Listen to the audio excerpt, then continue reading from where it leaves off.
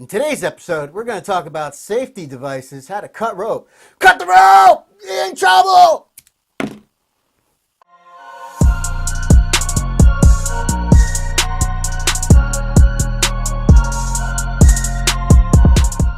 Welcome back for part 3 of Introduction to Bondage 101. This is cutting the rope. So today we're going to talk about the types of cutting utensils you should have. This is the most important thing that should be in your toy bag. Now, as you can see here, some are essentials, some are nice to haves. What you want is definitely a pair of EMS safety shears or bandage cutters. Then you have here, which is a seatbelt cutter or just a nylon strap cutter. You have what is called a boating knife, and you have the multi-tool. Now, we're going to go through the pros and cons. There's no cons about these really, except for price factor of the nicer ones are more expensive compared to the ones that are a bit cheaper. So let's get into the shears. Now let's talk about safety shears.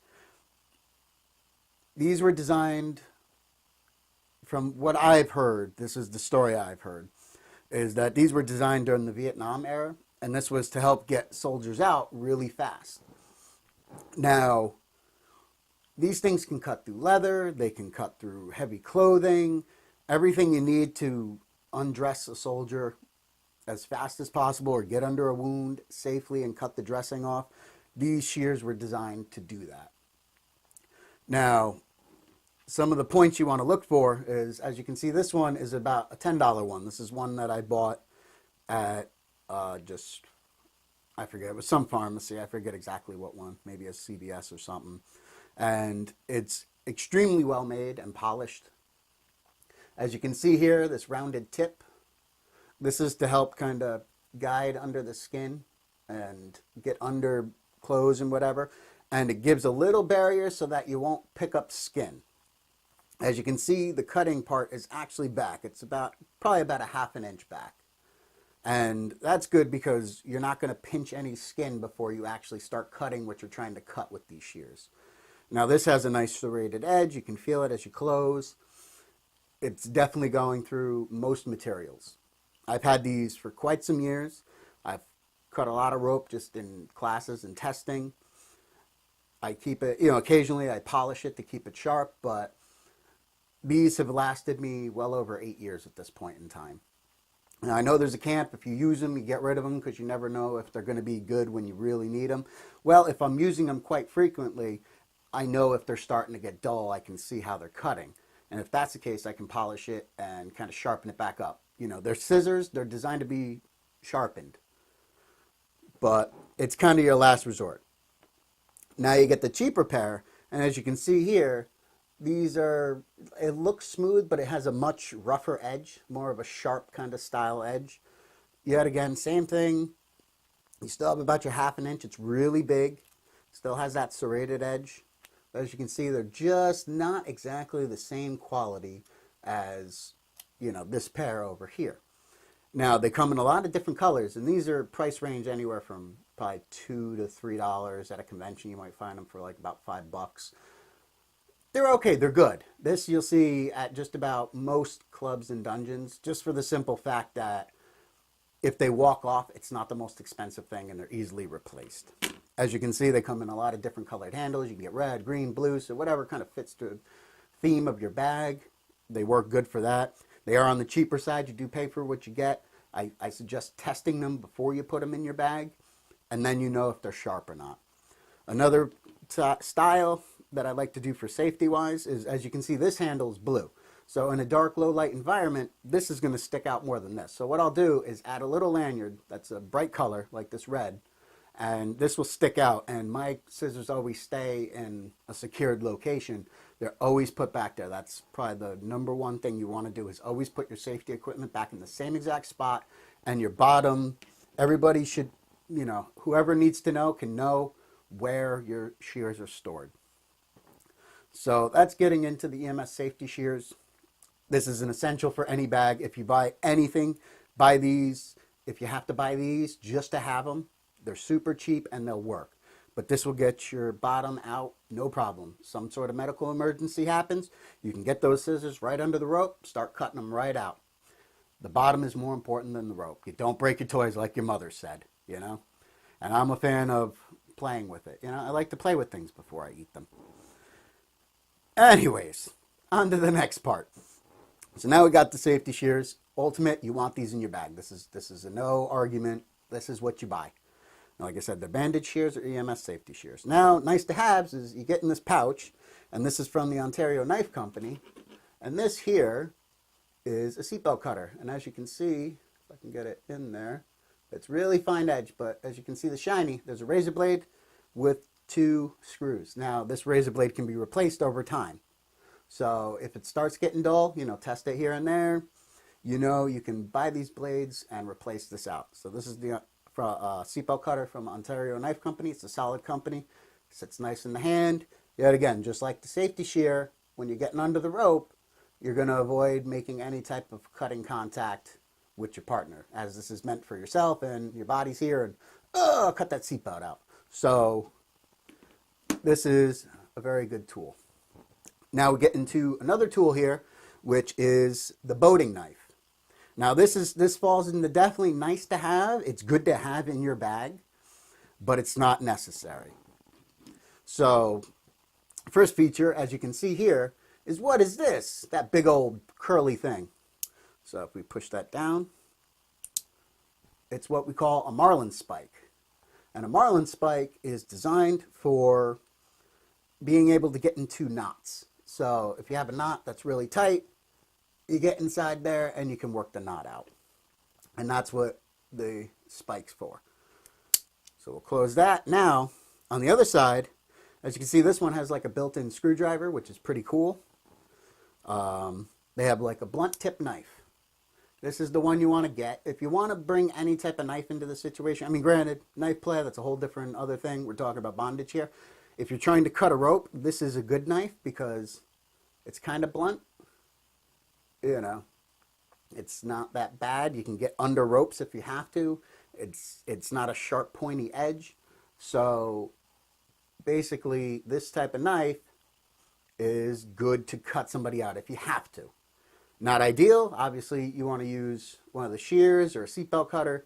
But if you're in a pinch, it's got you. Now, there's another piece of this, which is an interesting thing. And I learned this myself. And what's this magic thing?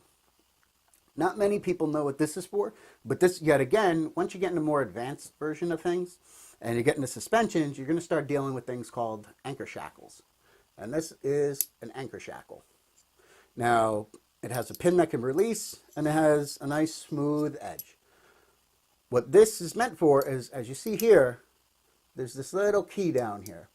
Now this is designed to go in there and either tighten it, which you would put on the back end, and I can tighten it up nice and tight because you always want your connections nice and tight, or it's too tight and I got to get it undone. Well, now it helps loosen it up. And that is what actually this is used for. It's what you would almost call an anchor shackle key or an ankle shackle wrench.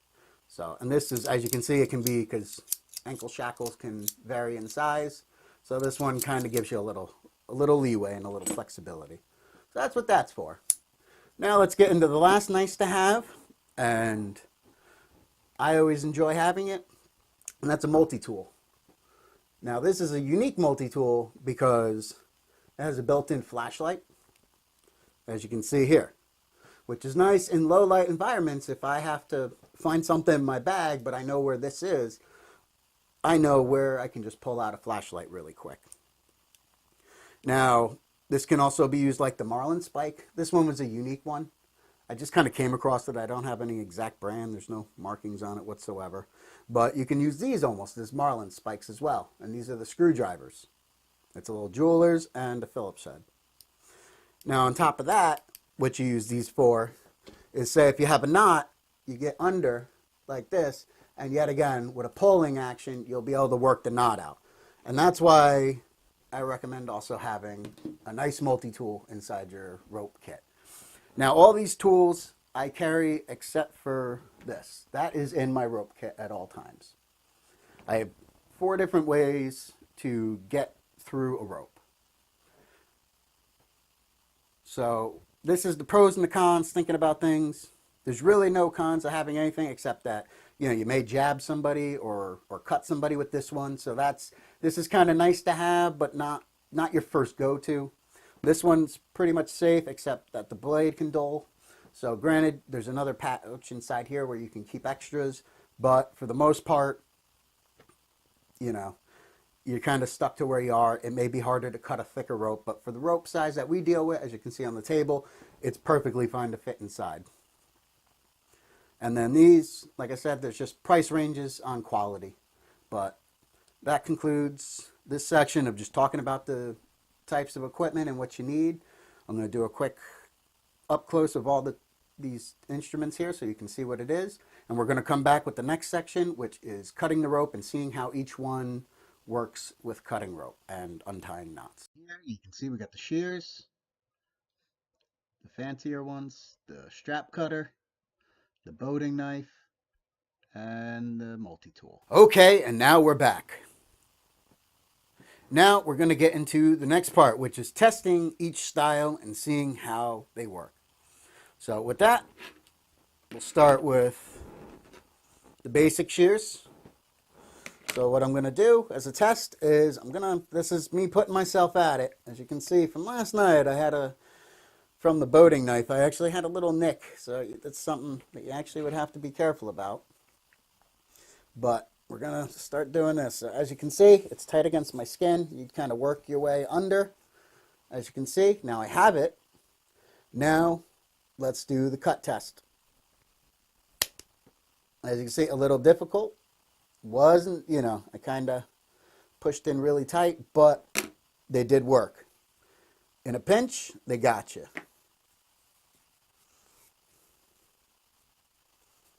Here we go again. Test number 2. Let's get that. There we go, so I don't waste. And as you can see from wobbling here, I really had to dig it in there. Now we'll show you with a slimmer pair. See how it gets in there much easier? And about the same amount of force, but you're able to cut the rope. Yet again, no damage, just a little dig in, but that's what you get.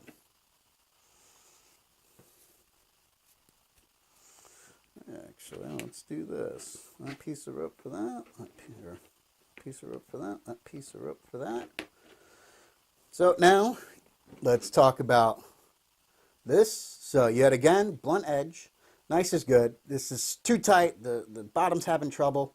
What do? Well, we just work our way in. You'll push, as you can see.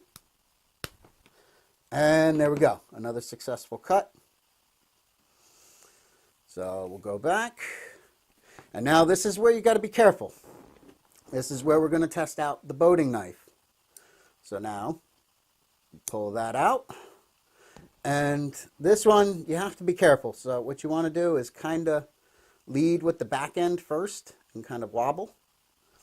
Now you have it in there, as we can see. This is where you turn up and cut. As you can see, it made an easy cut. Kind of frayed a little bit. It kind of pulls things out. But there goes that. Now, I'm not going to recommend it, but you can see most multi-tools have a knife, but you don't want to use it because of this point. That's just way too dangerous. I mean, if you had to and you're in a pinch, go for it. That's how I ended up with that last night, filming this, and I wasn't too happy and started bleeding. So we're not going to do that again today. As you can see, this does have one. Usually they're really dull. They're just not good. So I don't recommend it at all. Just use the pliers. With that being said, let's get into knots. So safety first. Let's put that away. Now these are interesting. As you can see, push down. This marlin spike, if you push up, has a lock, which is nice because it kind of gives you a little thing. It gives you a little grip while you're holding it. But I'm going to show you here how to use the marlin spike. Yet again, this is one of those, it's a lot of pressure, so you don't want to obviously be going into the body. You'd want to be kind of pushing back like this. So pushing into the body, as you can see, the knot goes here. The other strand is coming up here. you want to get right in between the two and work yourself in. As you can see, it just went through. Now you can just keep working yourself through, kind of a little wobbling, but now you made a little hole. That hole is meant to give you a little bit because these knots were jammed, but as you can see, it helps undo the knot. So that is how the marlin spike works. Now, if you have a pair of pliers, you can see which end, and depending, you can kind of trace, if you look, you can see how the rope's going. Whatever side you want to pull, so say there's more tension on this side and less tension on this side, you would want to turn this and get on this one. And wherever it's, if there's a lot of tension here and that's why this knot's locking down, but this is looser, you get in here, and as you can see, it's on a sideways of the knot. So you kind of follow the rope along the braid, pinch, and now you have a good surface area, as you can see here. What you do is up top here, you just kind of push and pull. And see that action? It's a push and a pull at the same time. And it breaks that knot. It breaks the tension that sat on that knot. And now you can pull it out. As you see, it gave you that. So, and even if you can get it big enough, but if you have a knot, the knot's going to come off. So that's how all these styles work. I hope this was informative to show you how each one kind of cuts and how they work and whatnot. But this is the basic of the tools. So all you need to know is how to kind of safely use them. As you can see, it's more of a wobbling and kind of work with the skin. You're obviously, between everything that's here, you're the softest thing in the area. So especially between metal and human skin, skin's always going to lose. So always try to walk it and just be careful. Bring it under. Don't force it through. Work it. And the bottom's going to have a lot less discomfort than if you just try to jam through, one of these kind of shears and you end up ripping and cutting somebody or scraping them really bad. Always try to gently work things under and go sideways. Work the tool under the rope and then tip up, or if you only can get a little bit. But as you can see, you'll leave little marks, but little marks are better than other things that can happen, which with bondage can go really quick. And all right, I want to thank you for sticking it out for part 3 of Introduction to Bondage 101. This was talking about the tools of the trade, the most important part of any rope bag, your safety cutting equipment, and how to use it the best way possible. With that, I want to thank you. If you liked this video, please smash that like button. If you feel like you have questions, comments, concerns, by all means, on that dibbly-doo, write me a comment. I will respond back to it in a timely manner, I hope.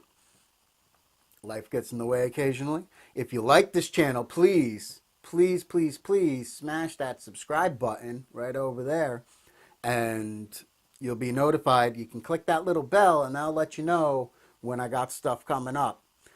By you doing that, it lets me know that there's interest in this channel, and I'm going to pursue it with a good passion like I do all my other things. So keep an eye out. Next video is going to be video number 4, and that's going to be just talking about the nuances of safety and little tips and tricks and how to keep an eye on things. And with that, I want to thank you. Peace, love, and space dust. See you next time.